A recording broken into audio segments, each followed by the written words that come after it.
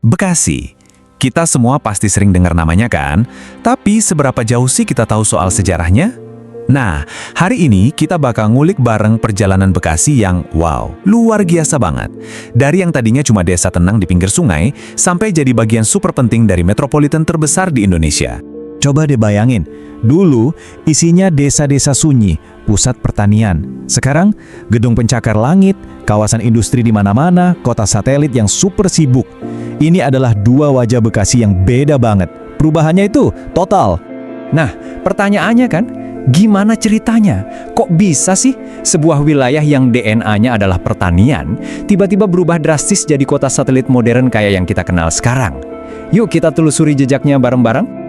Oke, kita mulai dari awal banget ya.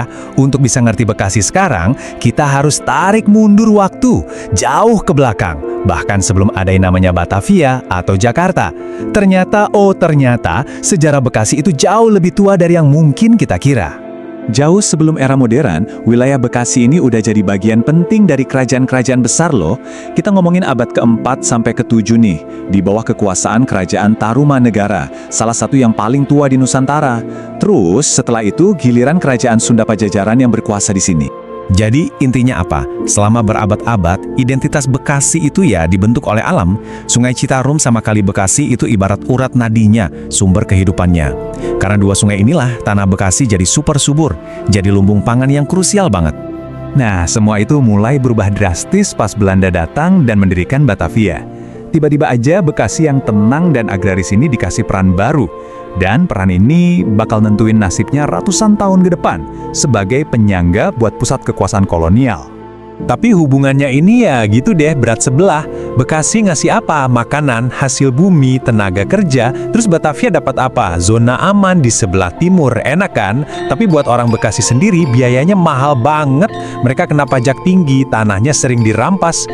Oke, sekarang kita lompat ke era yang paling panas, era revolusi.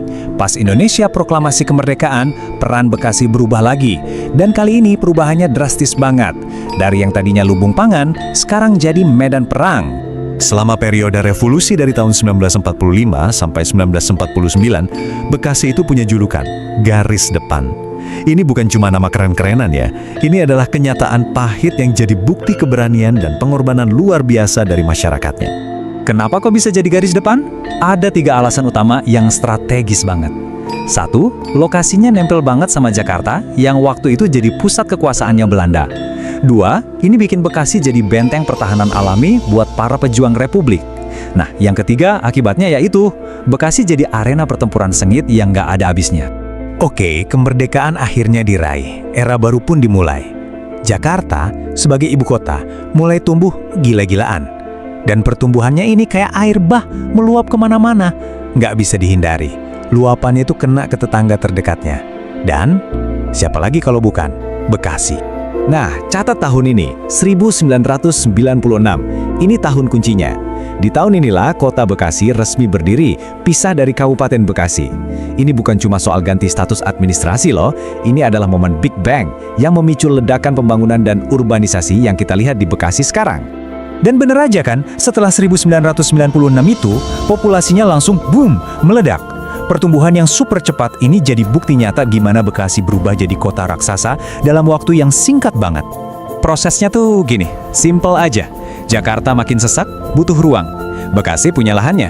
Datanglah pengembang, bangun perumahan, dan pabrik gede-gedean. Terus pemerintah ikut bangun jalan tol dan transportasi.